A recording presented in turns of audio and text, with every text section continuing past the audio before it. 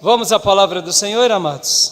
Eu convido você a abrir a sua Bíblia comigo em 1 Crônicas, capítulo de número 11, versículo de número 17 ao 19. Livro de 1 Crônicas, capítulo de número 11, versículo de número 17 ao versículo de número 19. Quero ler essa porção com os irmãos. Glória a Deus. Esse texto,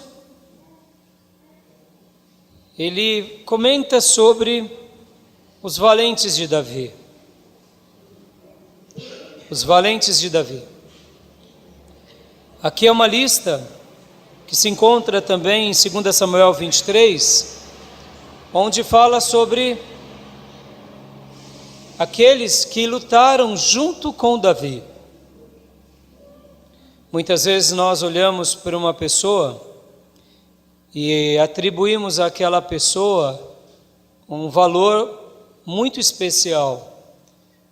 Mas ao lado de cada grande pessoa sempre terão grandes homens e grandes mulheres. Raramente, muito raramente, uma pessoa, ela consegue realizar uma obra sozinha. Nas páginas da Bíblia, nós vemos isso com quase todos os servos de Deus. Eles tiveram missões exclusivas de Deus, um chamado exclusivo, mas geralmente Deus sempre colocou ao lado deles pessoas de um calibre tão grande quanto ele. Parece até um pouco injusto quando nós atribuímos tanto louvor ou tanto reconhecimento a Davi e nos esquecemos que Davi só foi o que de fato foi porque ele tinha valentes ao lado dele. É claro que nós não podemos deixar de dar o devido valor a ele. Ele foi simplesmente um servo de Deus extraordinário. Mas ao lado dele, Deus sempre colocou pessoas realmente importantes, pessoas valentes, pessoas que junto a ele enfileiraram frente às batalhas. Então aqui é um capítulo assim que nós, de fato, começamos a compreender um pouco das conquistas dele. Podem ver que quando eu disse que são poucos os homens que fizeram coisas sozinhos, a gente pode praticamente enumerar numa mão essas pessoas. José, por exemplo, no Egito, ele foi praticamente um precursor de uma obra, mas depois de algum tempo, Deus coloca do lado de o próprio José, o próprio faraó, e depois Deus dá uma esposa para ele, e filhos, e aí mais tarde, Deus traz quem? A própria família de José. Assim também foi com Daniel. João Batista também é um desses que sozinho fez uma grande obra, mas num primeiro momento ele fez uma grande obra. Mas logo depois Deus deu para ele quem? Discípulos. E dentre os discípulos estava quem? André. Estavam muitos homens e mulheres que depois se tornaram o quê? Discípulos de Cristo. Ou seja, olha que coisa interessante, o próprio Senhor Jesus é esse ser extraordinário que jamais precisava de ninguém, mas ele escolheu fazer uma obra especial e junto a ele selecionar 12 pessoas. Em outras palavras, o reino de Deus é um reino onde construímos juntos. Deus pode até levantar uma pessoa que tenha até mais notoriedade, ou um talento um pouco mais singular, mas sempre essa pessoa vai estar do lado dela pessoas maravilhosas, pessoas que estão dispostos a carregarem os pianos, e muitas vezes na história não vão ser lembradas como aquela outra pessoa foi. E hoje, estou falando isso porque é um culto especial, um culto do Dia das Mães. Quantos pianos as irmãs já carregaram nas costas? Quantas coisas as irmãs já fizeram para os filhos e agora estão fazendo para os netos, quem sabe para os bisnetos. Então, eu sei que essa palavra de hoje, ela vai vir muito bem ao coração de uma mãe, mas também ao nosso coração, porque hoje eu quero falar não sobre valentes necessariamente, ou sobre conquistas, mas uma das maiores conquistas que todos nós podemos ter, que é ter um coração grato a Deus. O tema da minha mensagem é um coração grato a Deus. Como é o teu coração? Você é alguém grato a Deus? E separei esse texto porque marcou muito ao meu coração. Aqui, nesse exato momento, a gente vai estar lendo uma história de 3 homens que faziam parte dos 30 soldados de Davi principais. E eles fazem uma coisa que possivelmente nós não teríamos coragem de fazer. Mas a bravura desses homens era tamanha, a valentia deles era tamanha, que eles estavam dispostos a lutar ao lado de Davi, mesmo que as suas vidas viessem a morrer. Mesmo que uma espada viesse transpassar o seu peito. Eles estavam com Davi a um ponto que a vida de Davi e a vida deles eram uma só. Os pensamentos de Davi e os pensamentos deles eram um só. Os desejos de Davi e os desejos dele eram um só. Ou seja, a demonstração de gratidão desses homens por Davi era imensa, e ao mesmo tempo a demonstração de Davi e da gratidão de Davi por esses homens e pelos seus valentes era também imensa. E eu quero ler aqui com os irmãos.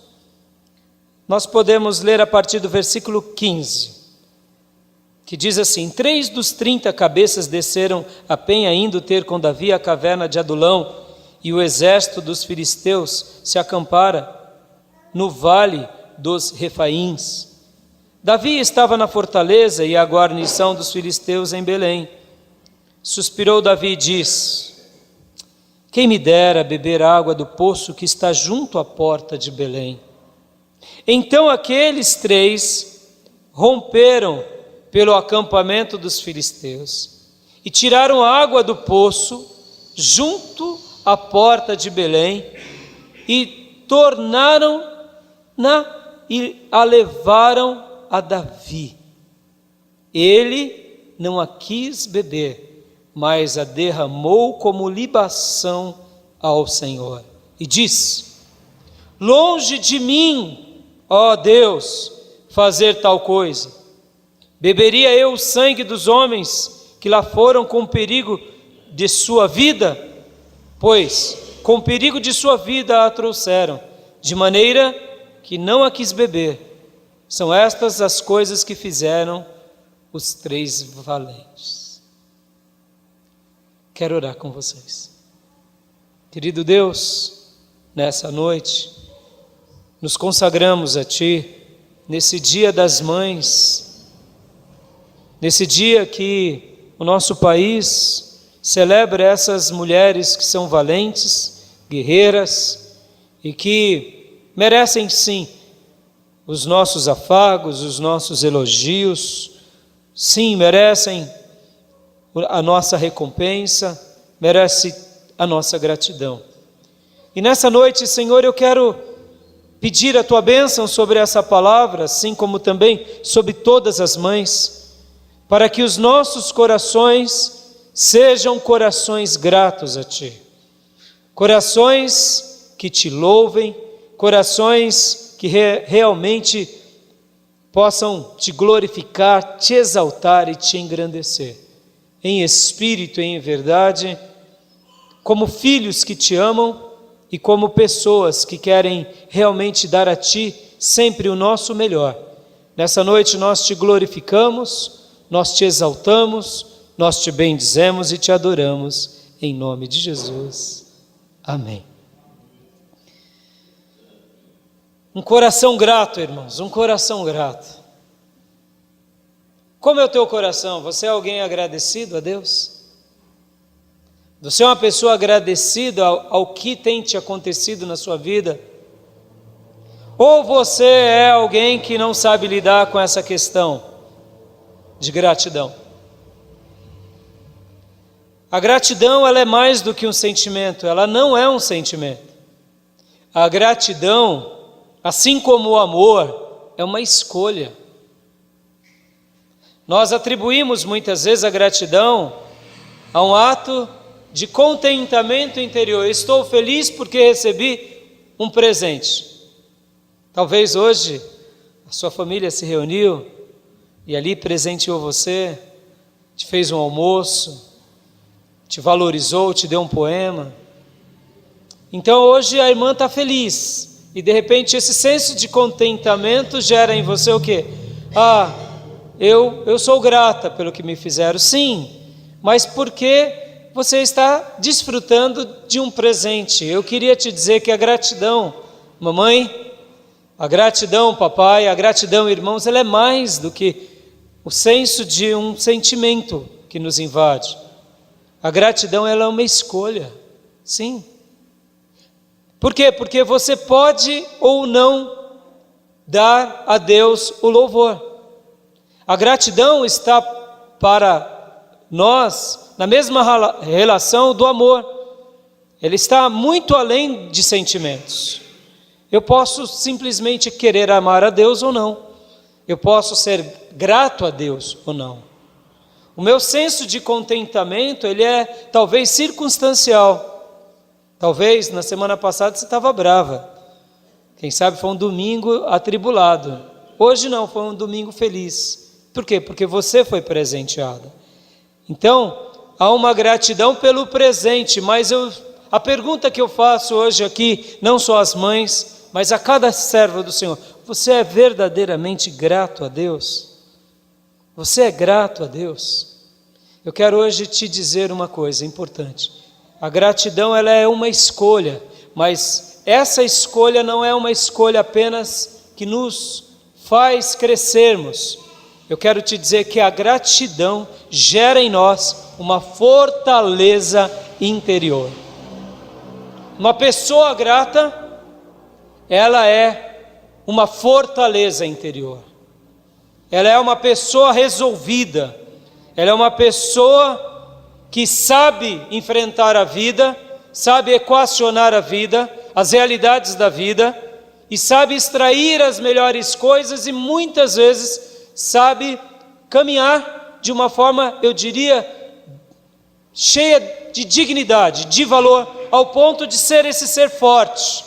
Por isso que eu disse que gratidão, ela é muito mais do que sentimentos, porque amanhã talvez a sua segunda-feira já não seja tão boa quanto o seu domingo.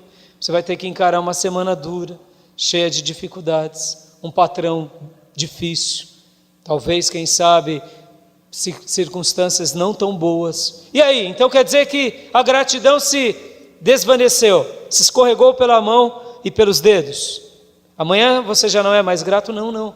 É possível, mesmo diante de uma situação difícil, você se colocar ainda diante dela com gratidão e com louvor.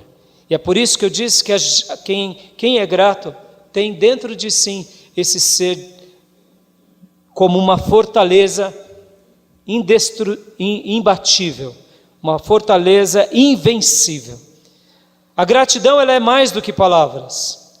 A gratidão, ela acaba sendo muitas vezes uma explosão de demonstrações de bons sentimentos, sim, de reconhecimento, sim, e de contentamento. Em primeiro lugar a Deus, ao outro e muitas vezes a si mesmo. E também aos fatos ocorridos e até mesmo aos impercalços que vêm sobre nós.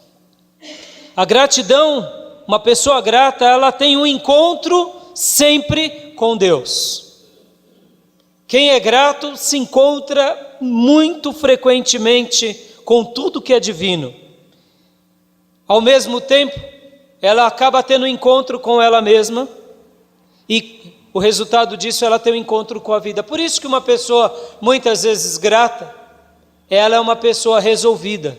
E se ela é uma pessoa resolvida, ela é uma pessoa que se mostra com essa fortaleza interior. Já o oposto da gratidão é a ingratidão. E uma pessoa ingrata, geralmente, ela tem consigo muitas vezes esse mau humor. Por quê? Porque se as coisas não dão como ele ou ela quer, automaticamente vem o quê? Ingratidão, vem murmuração. E tudo que se faça com essa pessoa, que não lhe seja à altura do que ela espera ou ele espera, nada o satisfaz. É uma pessoa insatisfeita, é uma pessoa incontente, é uma pessoa que acaba não tendo encontro com ela mesma. Por quê? Porque ela está à busca de alguma coisa que nada a preenche. As coisas da vida também são objetos que passam diante dela e de repente não a preenche. Logo, mesmo que Deus faça certas coisas, essa pessoa acaba tendo sempre um buraco negro existencial dentro dela que nunca a preencha com nada. Por isso que, assim como a gratidão, presta bastante atenção nessa máxima, toda gratidão gera em nós louvor a Deus, valorização ao próximo e reconhecimento íntimo consigo mesmo. Toda gratidão gera isso. Pode ver, irmão, um irmão que sabe louvar a Deus, que é feliz com Deus, que está em comunhão com Deus, é alguém que adora. Ele é resolvido, ele adora. Está chovendo, ele adora. Está frio, ele adora. Há uma dificuldade, ele lamenta, sim, puxa, que dificuldade, mas lá no fundo ele diz, glória a Deus, Deus está no controle. Ou seja, uma pessoa grata, ela se torna um ser na semelhança de uma fortaleza, porque ela sabe que tudo está acontecendo com um propósito, com uma missão, Deus está no controle e ele ou ela vai a Deus e dá a Deus todo louvor, toda honra e toda glória. Ao mesmo tempo, se eu sei agradecer o divino, Deus, eu sei valorizar aqueles que estão ao meu redor, eu sei recompensar a minha esposa, o meu marido, meu filho, eu sei valorizar o meu irmão. Por quê? Porque eu sou grato. Notem como essa pessoa grata, ela é resolvida, como ela é feliz. E por isso que o fruto imediato de todo esse reconhecimento é o louvor, é o mérito e não o demérito. Já o oposto da pessoa grata, que é a ingratidão, o que gera na ingratidão? Gera a murmuração. Uma pessoa ingrata murmura. Uma pessoa ingrata não atribui valor em nada do que ninguém faça. E se eu murmuro contra Deus, porque muitas vezes, aqui na igreja é óbvio que muitos irmãos não vão murmurar, é óbvio. Ninguém ousaria em alto e bom som dizer, Deus, que porcaria de vida, que porcaria disso, que porcaria daquilo, e assim falar um monte de asneira para Deus na frente dos irmãos, todos olhariam e falariam, que absurdo, irmão, você está na casa de Deus. Todos nós sabemos ser comedidos, sabemos, mas lá no fundo, irmãos, a gente acaba vendo quem é realmente um filho que sabe viver com o coração grato, porque ele louva a Deus. Ele louva a Deus quando tudo corre bem. Ele louva a Deus nas correções de Deus. Ele louva a Deus pela vida que Deus lhe deu. Ele louva a Deus porque perdeu o emprego. Ele louva a Deus. Ele louva a Deus porque Deus abriu uma porta de emprego. Ele louva a Deus pela saúde, mas ele louva a Deus pela enfermidade. Por quê? Porque ele é grato. Ele sabe a quem pertence. Ele sabe quem é o seu Deus. Ele louva. Ele louva a Deus pelo filho que tem, pela filha, pelo genro, pela nora. Ele louva. Por quê? Porque ele é grato. Ele é grato. Já o ingrato não. O ingrato murmura. e murmura por tudo e por todos, e sempre murmurará, porque se alguma coisa fugiu daquilo que ele esperava, a murmuração vem e invade aquele lugar. Essa falta de valor que é dada a Deus, ou dada ao próximo, ou dada a si mesmo, que gera ingratidão, ela tem uma natureza muito curiosa. E para eu falar um pouquinho sobre a gratidão e a ingratidão, eu quero trazer aqui um paralelo sobre essa questão: como eu deixo, pastor, de ser ingrato para ser alguém extremamente grato? Porque talvez surja uma pergunta no coração do irmão e da irmã: como eu posso ser grato no meio da dificuldade e da tribulação? Como eu posso ser grato quando as coisas dão errado? Todos nós cuidamos de si, todos nós cuidamos da nossa família, todos nós temos projetos e ideais. Então, como eu posso ser grato quando alguma coisa acontece de uma forma contrária àquilo que eu esperava? É uma questão de bom senso. Então, como fazer? Eu quero te dizer, irmão e irmã, quando alguma coisa der errada na sua vida, porque você escolheu errado, então se arrependa daquilo que você fez de errado, peça perdão e volte para o caminho do Senhor. É simples assim. Mas tem vezes que alguma coisa dá errado, e aquilo que deu errado não tem a ver com a sua escolha e nem com a minha escolha. Tem a ver com as circunstâncias da vida. Tem a ver com a escolha dos outros. Então é nessa hora que você exercita a sua fé. Por isso que eu disse que gratidão, ela é mais do que sentimento, ela é escolha. Porque aí você tem uma escolha de olhar para aquela situação e dizer: Senhor, e agora? Eu não plantei isso. Eu não plantei. Porque quando plantamos, amados, quando plantamos uma situação ruim, é óbvio que a gente não pode esperar receber coisas boas de Deus ao escolhermos coisas ruins, é óbvio.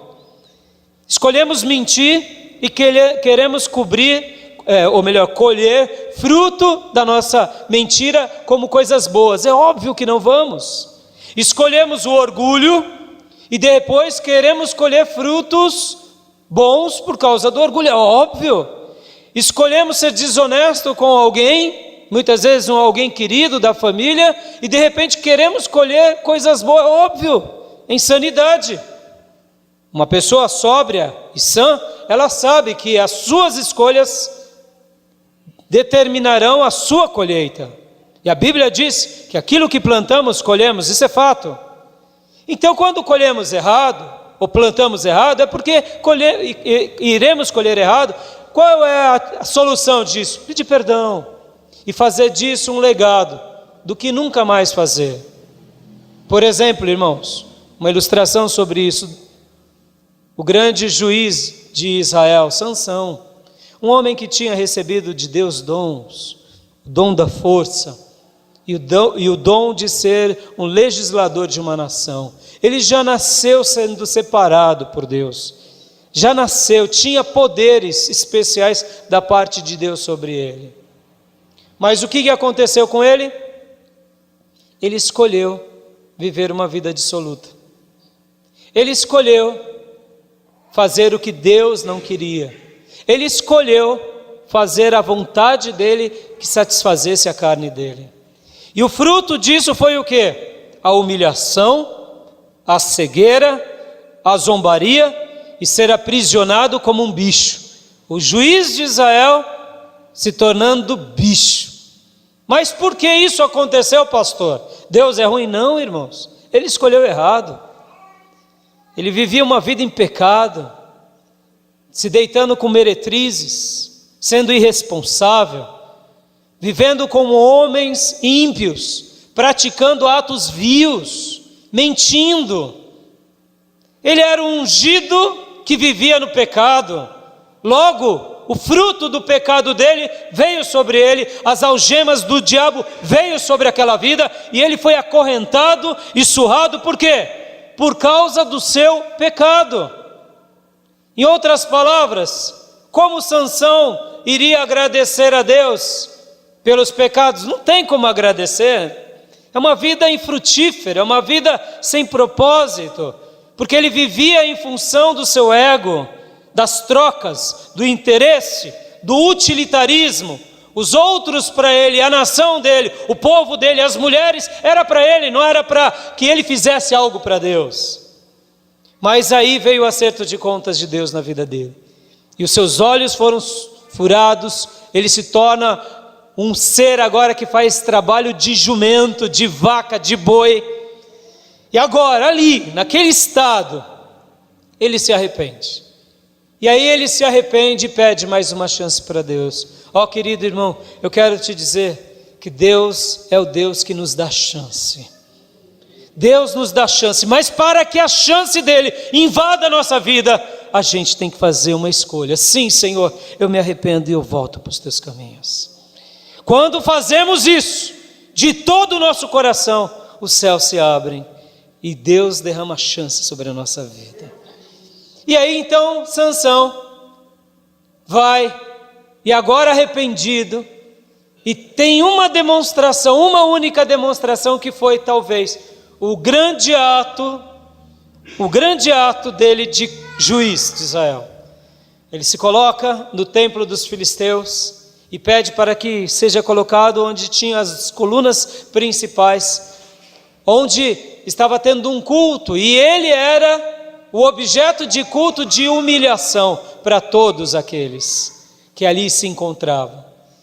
E aí ele ora a Deus, empurra aquelas estacas e arruína a história daqueles filisteus, que zombavam não só de Sansão, mas zombavam do Deus de Israel. Ali a Bíblia vai falar que Sansão morre, e possivelmente essa não é a nossa história. Espero que Deus não deixe-nos ter uma história assim, mas ele demonstra que por um ato de fé e de arrependimento, ele voltou a Deus, e ele agiu de uma forma, eu sei que na linguagem do Novo Testamento isso é muito forte, eu gosto de explicar isso bastante nas minhas aulas de teologia, dizendo, irmãos, quando Deus punia uma nação, como foi no caso dos filisteus, não era porque Deus era cruel no sentido de não ter outra coisa para fazer. Mas nos dias do Velho Testamento, Deus fazia isso apenas quando essa nação, ela queria dizimar as outras nações, inclusive o povo de Deus. Filisteus, naquele contexto, eles estavam desejando a morte de todos os judeus e de todos os israelitas. Como Sansão era o líder deles, consequentemente, depois disso, eles iriam dizimar todos os judeus. Só para você ter uma ideia, era como que se fosse, naqueles dias, me entenda bem, um inimigo que estava dizimando o povo, então Deus permitia com que os soldados deles, que é os soldados do povo de Israel, lutassem e vencessem. Seria um método de justiça de Deus usando o povo de Deus. Aí você me pergunta, mas pastor, Deus não queria salvar o povo dos filisteus? Eu digo, claro. E é por isso que a arca de Deus foi para a casa de Dagon, foi por isso que Deus deixou por séculos a existência desse povo. Para quê? Para salvá-los. Mas esse povo era um povo obstinado, que não dava glórias a Deus e pelo contrário se levantava contra o Deus Todo-Poderoso. Aí diante disso Deus exercitava o ato de justiça. E nesse episódio que eu acabo de citar de Sansão, foi um ato de justiça. Em outras palavras, Sansão, pela primeira vez, tornou-se grato na morte. Queridos irmãos, olha que interessante, uma pessoa ingrata, ela não sabe atribuir valor, tudo que faz é na base da troca, do interesse. Mas já uma pessoa grata, ela vive uma vida de doação, ela sabe louvar a Deus, ela sabe agradecer às pessoas, ela sabe viver em função do outro. Olha que interessante, irmãos, uma árvore, quando olhamos por uma árvore, por exemplo, um pé de laranja, ele dá laranja, e a laranja que ela dá não é para ela. Você já notou isso? Um pé de laranja não frutifica para ela mesma. Ela frutifica para quem? Para todos os seres vivos ao redor dela. E é frutificando e se doando que ela realmente tem sentido de existir. A gratidão tem a ver com essa doação. Uma pessoa grata, ela não vive para ela vive para servir. E quanto mais ela frutifica, mais se torna feliz, porque servir é uma das bênçãos maiores que tem para a nossa vida. Davi aqui, nesse episódio, ele demonstra uma gratidão sobre-humana ao povo pelo qual ele liderava e aos valentes dele. Os valentes deles aqui, de Davi, esses 3 homens, viram o desejo de Davi. Como eles queriam tanto alegrar Davi, eles foram inconsequentes, sim, foram. Sabe aquele ato de você fazer uma loucura aí, muitas vezes até um pouco inconsequente? Muitas vezes a gente faz isso.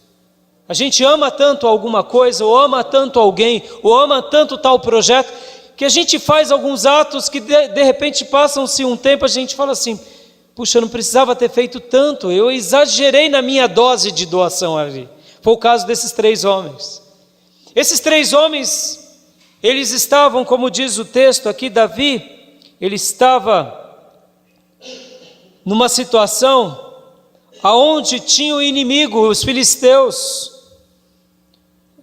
diante dele, e ele não podia chegar em Belém, aonde tinha essa água de um poço. Talvez você diga assim, pastor, mas que besteira, né? Davi vai pensar nisso? Não, pense você no nosso verão. Pense você naquela casa, ou pelo menos, pense você num campo aberto. E tudo que tem de água está morna, por dias. E você está na batalha.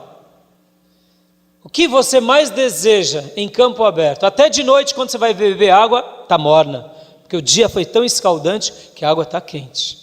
O que você quer num dia extremamente quente? Água gelada, fresca, de uma mina, de um filtro, uma aguinha fresca. Davi aqui sussurrou para os seus soldados, sussurrou ali para a sua comitiva, porque era algo que, puxa, sabe aquela lembrança gostosa de algo agradável? E aqueles 3 homens, um cochichou ali com o outro e falou, vamos lá. E eles passaram pelas guarnições dos filisteus. Em outra palavra, eles correram riscos de vida, porque passar pela guarnição eles deram um jeito de burlar, de uma forma muito sutil, o acampamento dos filisteus, o exército dos filisteus, e foram lá, pegaram aquela água fria, geladinha, possivelmente numa cisterna também bem compacto, trouxeram rápido para Davi e chegaram e falaram, está aqui, rei, está aqui. Agora, por que eles fizeram isso para Davi? Sabe por que eles fizeram isso para Davi? Aí talvez vocês falem assim, porque eles eram idólatras. Não, foi um ato de inconsequência, foi.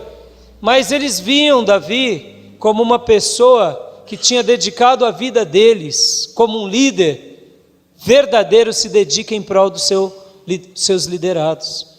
Davi não era aquele rei que falava assim, fulano, vai lá, luta.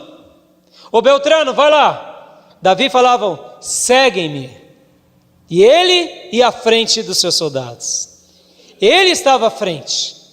Então aqueles homens, quando viram o sussurro de Davi, só estavam querendo fazer um gosto, porque falaram o quê? Davi dedica dia e noite a sua vida para nos proteger. Davi é valente, Davi já me salvou, Davi já me amparou, Davi já me socorreu, Davi já fez tanta coisa. Custa, vamos lá, você tem medo desses incircuncisos aí miseráveis? Não, então vamos lá, vamos fazer um gesto de gratidão ao nosso líder. Olha só que coisa fantástica, irmãos, só tem gestos poderosos na vida, pessoas que são gratas. Pessoas ingratas não têm gestos poderosos. Por quê? Porque vivem numa relação de troca, de utilitarismo. O que é isso, pastor? Se o outro faz o que eu quero, então tem. Com certeza, irmãos, notem bem, Davi não fazia tudo o que esses homens queriam. Pelo contrário, muitas vezes eles não queriam ir para a batalha. Mas Davi estava na frente da batalha e falava: vamos batalhar, porque nós temos um país a zelar, nós temos famílias a zelar. Muitas vezes um líder, ele diz o que nós não queremos ouvir, mas ele dá o exemplo do que se fazer, mesmo nós não querendo fazer. E esses homens entendiam isso, eles entendiam essa instrução, eles entendiam essa compreensão. Não pensem vocês que Davi era esse homem bajulador, porque a gente tem uma relação muito medíocre de fazermos tudo para quem nos bajula. Aí eu digo: irmã, teu cabelo está lindo e maravilhoso. Irmã, emagreceu, hein? Sendo que a irmãzinha engordou um pouquinho. Não, a irmã emagreceu, viu? É uma síndrome de bajulação. Aí alguém diz a verdade, pronto. Disse a verdade, é indiscreto. Irmão, vai no médico que te bajule, tá?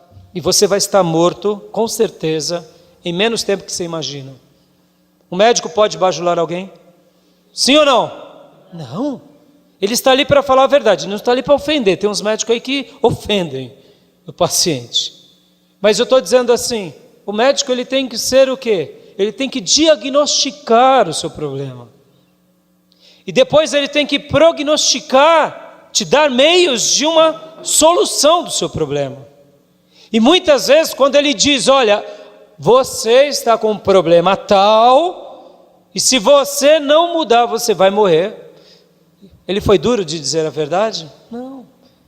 Ora, irmãos, muitas vezes a gente quer um líder que nos diga o que queremos. Essas pessoas que vivem de bajulação não leem nem a Bíblia. Quando muito, leem caixinhas de promessa, que só tem bênção nas caixinhas de promessa. Cuidado, meu irmão. Eu não quero alguém que cuide de mim, que me bajule o tempo todo. Por quê? Porque a bajulação, ela nos corrompe, ela nos estraga, ela nos adoece. Porque as bajulações não dizem as verdades. E numa relação de gratidão, a gente só cresce quando as verdades são colocadas em pratos limpos. Deus, irmãos, conosco, Ele não nos bajula, Ele nos aceita, mas Ele diz: conserta a tua vida, arruma a tua casa, muda o teu caminho, se consagre a Deus. Deus, Ele não nos bajula. E uma pessoa que realmente é grata a Deus, ela é grata a Deus numa palavra doce de Deus ou numa exortação de Deus. Por quê? Porque a relação dela não é uma relação de troca de favor, de barganha de interesse. Naquele livro do sociólogo que fala sobre um amor líquido, é muito interessante. Nós somos fruto de uma cultura de troca. Se você paga, recebe. E muitas vezes fazemos isso com Deus. Se eu não vou receber nada de Deus, por que servi-lo? E é nessas horas que a gente ouve de alguns. Essa semana teve alguém que contou uma história mais ou menos assim, de uma pessoa em que chegou para ele e disse assim, foi um seminarista nosso que contou essa história. Um amigo dele chegou para ele e disse assim: olha, eu cheguei para Deus e coloquei Deus no canto. Coloquei Deus no canto, porque se Deus não fizesse tal coisa assim, assado, eu iria sair dos caminhos dele. Irmãos, olha que tolice, que idiotice. Como pode alguém colocar Deus no canto? Como pode alguém chegar, se o Senhor não fizer, eu saio? Irmãos, em outras palavras, somos nós que temos que nos humilhar diante dele e clamá-lo e pedir, porque não é Deus quem precisa de você, somos nós quem precisamos de Deus. Você e eu sem Deus não somos nada. Deus sem nós continua sendo Deus. Essa ideia do apelo, muitas vezes, que até fazemos na igreja: ó, meu irmão, venha para Deus, como se Deus estivesse mendigando a sua salvação. Venha para Jesus, venha porque você precisa de Jesus. Jesus está chorando agora, como se fosse um mendigo atrás de você. Irmãos, Deus não é mendigo, Deus é Deus. Se nós todos aqui nos revoltássemos contra Deus, Ele continuaria sendo Deus, todo-poderoso, justo e bom. Quem precisa dele somos nós. Muitas vezes essa relação de troca, de um Deus utilitário nos adoece. E aqui Davi demonstra algo lindo da parte do coração dele. Por quê? Porque ele recebe agora essa água. E ele então pega essa água e diz: como eu irei beber essa água? Como eu irei beber essa água aqui? Nessa água, talvez você olhe assim, se você fosse Davi, quem sabe eu? Essa história me ensinou, porque quem sabe se eu fosse Davi, falaria: ô meu irmão, soldado valente, vem aqui, poxa vida, eu vou beber metade, essa outra metade eu dou para vocês três. Quem sabe a gente faria isso? Quem sabe a gente falaria assim: poxa, que presente você fez por mim. Só que Davi aqui dá uma lição a mais. Ele mostra, ele vê, esses soldados não são meus, esses soldados são de Deus. E o preço dessa água foi o preço de sangue deles, não o suor apenas deles, ou a engenhosidade deles, ou a sagacidade deles de passarem pelos filisteus, pela guarnição dos filisteus. Possivelmente eles suaram, possivelmente eles correram, possivelmente eles que tiveram que criar uma tática, uma estratégia. Mas aqui não estava somente o esforço, estava um valor muito maior. Qual era esse valor? O sangue deles. Eles poderiam ter morrido. E morrendo eles, comprometeria quem? O próprio exército de Davi, comprometeria a família deles, mesmo que eles vencessem a batalha. E Davi vê naquela água o quê? O preço de sangue. E Davi, com toda reverência, diz: longe de mim, ó Deus, fazer tal coisa. Beberia eu o sangue dos homens que lá foram com perigo de sua vida, pois com perigo de sua vida a trouxeram, de maneira que não quis beber. E aí ele pega aquilo e derrama diante do Senhor como uma libação, ou seja, como uma oferta, dizendo: olha, Deus, se há um louvor aqui, se há uma gratidão aqui, pelo ato desses três homens, notem bem, irmãos, são dois valores que estavam embutidos aqui: o sangue deles e a gratidão de Davi em ter homens sob o cuidado deles, mas pelo qual não eram dele. O ato de Davi aqui ter derramado essa água como uma oferta, ele estava dizendo: Senhor, esses homens te pertencem, eu sou o líder deles, mas eles são teus filhos. Se essa água deve ser para alguém, é para o Senhor. Por quê? Foi o Senhor que os capacitou, foi o Senhor que os deu força, foi o Senhor quem os deu sagacidade, esperteza, para eles irem lá. Poderia eu beber essa água, sendo que todas essas virtudes veio de ti? Possivelmente Davi estava feliz de dizer: sim, eu sou um bom exemplo para eles, mas é o Senhor também que me sustenta, é o Senhor também que me dá força. Por isso, Davi aqui, sendo grato e demonstrando humildade para com aqueles, derrama, dizendo: olha, a vida de vocês não é minha, é de Deus. E por isso, juntos agora, nós quatro, vamos fazer um culto a Deus, por esse ato de vocês. Notem, Davi aqui não repreendeu eles: seus bestas, soldados imprudentes, deixaram as suas... Não, Davi não fez isso, porque Davi viu nisso o quê? Um ato talvez de inocência, sim, talvez de exagero, sim, mas viu um ato de amor, de fidelidade, e o que? De gratidão.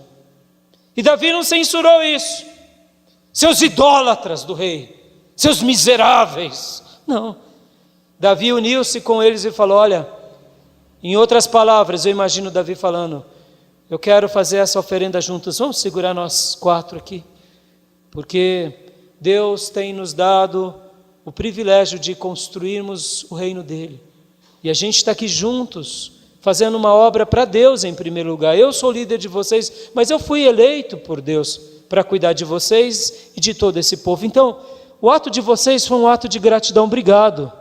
Olha, um ato de louvor, obrigado. Eu sei que eu pude salvar a vida de você, talvez tal batalha, de você eu socorri, o outro também, mas a vida de vocês não me pertence. Eu cuido de vocês, mas eu não sou o dono de vocês. Então, obrigado pelo que vocês fizeram, mas vamos juntos dar glória a Deus e derramar como uma oferta ao Senhor. Sabe por quê, irmãos? Davi, ele não era uma pessoa que servia a Deus por troca, ele servia a Deus porque ele amava a Deus. Eu quero nessa noite orar com você, sabe, orar porque realmente, irmãos, eu quero que essa explosão de Deus nasça no seu coração. Eu quero que você seja alguém como uma fortaleza. Eu quero que você exercite a arte de agradecer as coisas que Deus tem feito na sua vida. O que Deus tem feito na sua vida?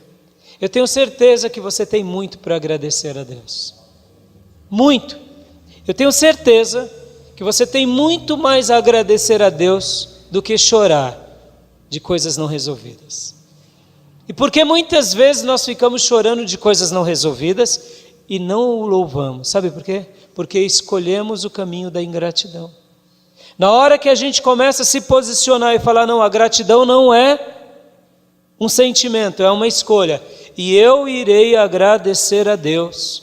Eu irei reconhecer o que Deus fez. Eu irei realmente agradecer as coisas que me acontecem, aos amigos que eu tenho, às pessoas que cuidaram de mim, às pessoas que me amam, às pessoas que zelam pela minha vida.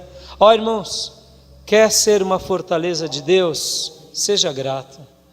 Esses homens aqui, esses 3 valentes de Davi, eles eram valentes e marcaram a história de Israel porque eles eram gratos ao rei. Davi foi o que foi porque ele era grato a Deus e ao povo deles. Davi era alguém que sabia ser grato, até mesmo na dor, até mesmo na chibatada. Você tem sido uma fortaleza? Você tem sido grato? E eu quero te dizer, seja grato, agradeça a Deus, agradeça as pessoas que Deus pôs diante de você, agradeça aos verdadeiros amigos que Deus colocou na tua vida, agradeça aqueles que cuidem de você, agradeça aquelas pessoas que realmente Deus fez aparecer na sua vida, porque algumas nós provocamos algumas coisas e outras Deus nos dá como presente. Agradeça e não deixe que o diabo roube isso de você. Sabe por quê? Quanto mais grato você for, mais forte você vai se tornar e mais você vai frutificar para a sua vida e para a vida de muitos. E eu tenho certeza que o Senhor quer de nós que sejamos homens que têm essa natureza divina dentro de nós. A natureza divina da gratidão, Você tem sido grato? Fica aqui essa palavra da parte do Senhor às mães, aos pais e a todos. Que Deus nos ensine a sermos gratos.